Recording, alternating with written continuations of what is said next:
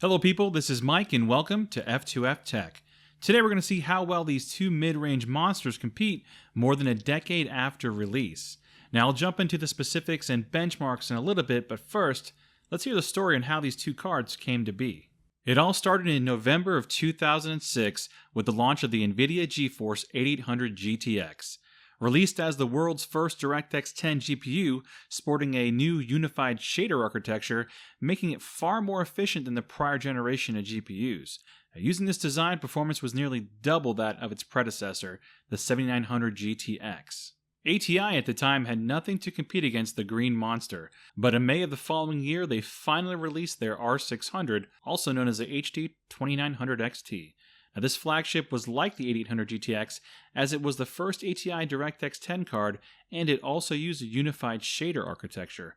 On top of that, it was sporting some burly man specs, with quite the power draw as well.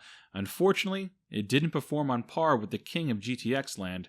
Nope, ATI knew this, so they priced the 2900 XT accordingly so it competed more with the 8800 GTS 640MB. A couple months after the release of the 2900 XT, NVIDIA knew that ATI would do a follow-up later in the year using the new 55nm process. Using this new process, one could hope for better power consumption and performance. Well, as the story goes, a month before the release of this new ATI card, NVIDIA released the 8800 GT. Now, the GT didn't sport a different architecture, just a slightly altered G80 fabbed on a 65nm process.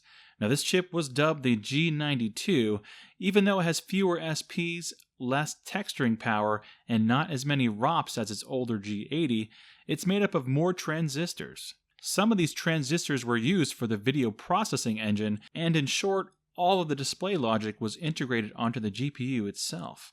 Now, there are not many details on the performance enhancements, but lossless compression ratios were increased, as well as an overall increase in texturing power. Now, let's fast forward a month later. ATI releases their RV670 called the HD3870. Now, looking at stream processor count, ROPs, TMUs, and memory buffer, the HD3870 looked very similar to its predecessor, but that's where the similarities stop. Now, the RV670 is half the size of the R600 GPU, and it has 666 million transistors in a chip that only measures 192 square millimeters. Even compared to the G92 found in the 8800 GT, this chip was tiny. When the reviews came to light, the tech press at the time found performance to be around 10 to 15% below the 8800 GT, and very similar to the 2900 XT. While performance wasn't anything to write home about, power consumption was nearly half the 2900 XT, which was very much needed.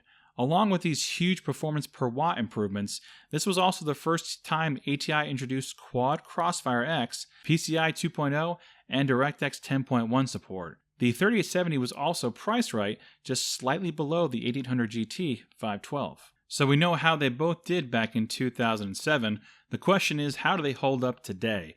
To test this, I installed both cards using their latest driver set and set out to see how they hold up in 5 games from around their time period and 5 newerish DirectX 9 and 10 games. Now, we're using the typical 2600K test bed, but we swapped out Windows 10 for Windows 7. Windows 10 using the latest drivers on older Terascale cards can be blue screen city. Now, I know some of these games would probably run better on older or modded drivers, but to keep things fair, I used the newest supported driver in Windows 7. Alright, well that's about it, so let's get on to the benchmarks, and to start things off, we're going to test the older games first. And the first game up is Fear, and here we tested the game at 1080p with max settings using 4x FSAA and some of that sweet 16x AF. Now, the 8800 GT averaged 68 frames per second, and the HD 3870 averaged 46. Now, the GT was 47% faster in this title, which is ouch. Now, frame times were actually pretty good for both cards, but the ATI struggled a bit towards the latter part of the benchmark. Overall, a great showing for the 8800 GT. Now let's jump over to a Call of Duty game that I actually like, Call of Duty 4 Modern Warfare. And here at 1080p using high settings with no AA, the 8800 GT averaged 82 frames per second. The HD 3870 came in at 76. Not a bad showing at all. Now the 8800 GT was only 7% faster, and frame times look really good for both cards. Next up is one of the best Far Cry games, Far Cry 2. And here we tested at 1080p using the high preset in DirectX 9 with no AA. The 8800 GT averaged 57 frames per second, and the 3870 averaged 47. Now the GT was 21% faster, and frame times were pretty good for both cards, but the 8800 GT had issues with hard stops. Behavior was repeatable in multiple tests when running this benchmark. Stalker Call of Pripyat is up, and here we test the game at 1080p using the high settings in DirectX 10. Now the 8800 GT averaged 49 frames per second, and the 3870 using DirectX 10.1 averaged 38. Using DirectX 10, it only averaged 32. Now, comparing the 8800 GT versus the 10.1 result, the 8800 GT was 28% faster than the 3870. Frame times were not that great for both cards, as this game does like more than 512 megabytes of VRAM. And the last older game we're testing is the original system killer, Crysis. And here we use 720p with the high preset in DirectX 10 with no AA. The 8800 GT averaged 38 frames per second, and the 3870 averaged 35. Not a bad showing, as the 8800 GT was only 8% faster. Frame times on the 8800 GT were very good. Unfortunately, I cannot say the same for the 3870, as there was a lot of stuttering throughout the benchmark.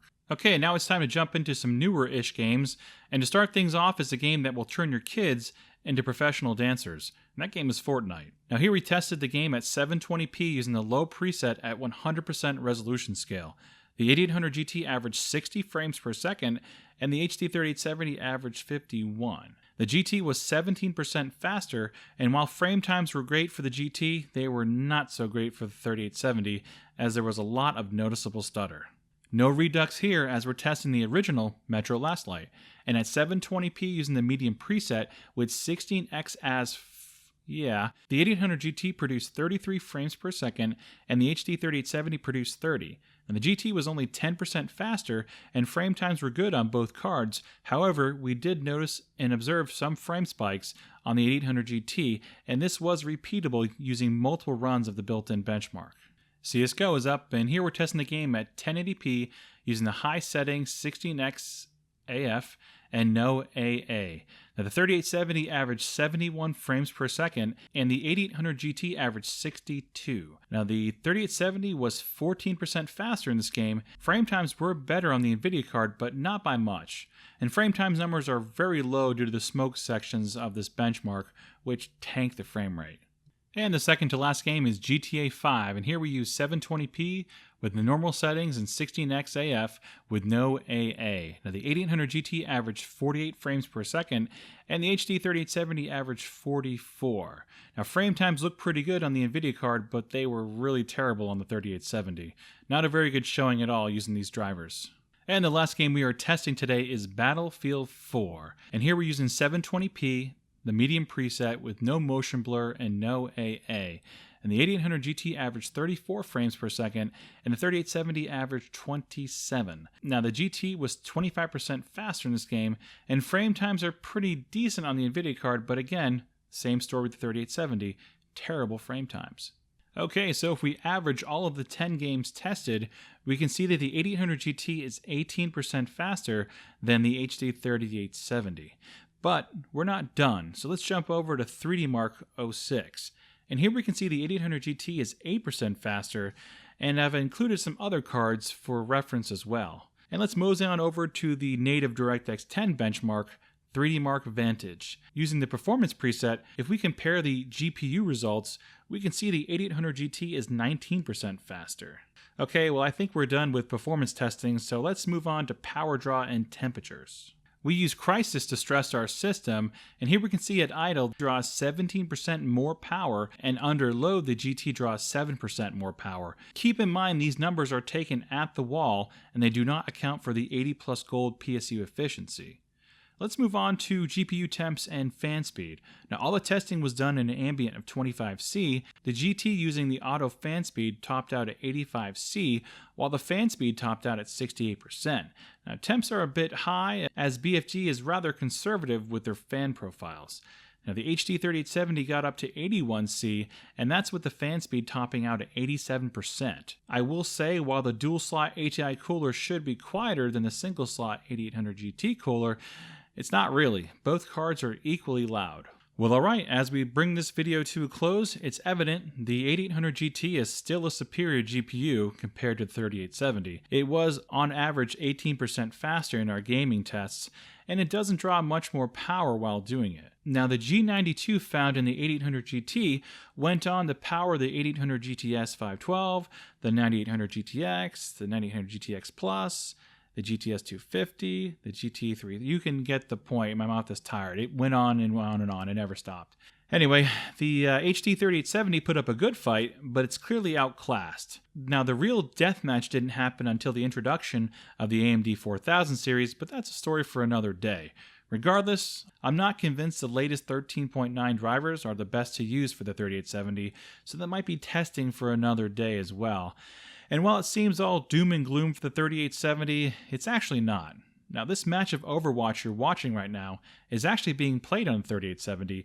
I mean, it's low settings at 720p, but at least it can play the game, right? It's all thanks to DirectX 10.1 support, something that the 8800 GT just doesn't have. Alright people, well if you like this type of content, then please consider subscribing to the channel and hit that notification bell to get alerted for any upcoming videos. Also, please feel free to use any of my affiliate links found in the description if you want to help support the channel. And as always, thanks for taking the time to watch the video.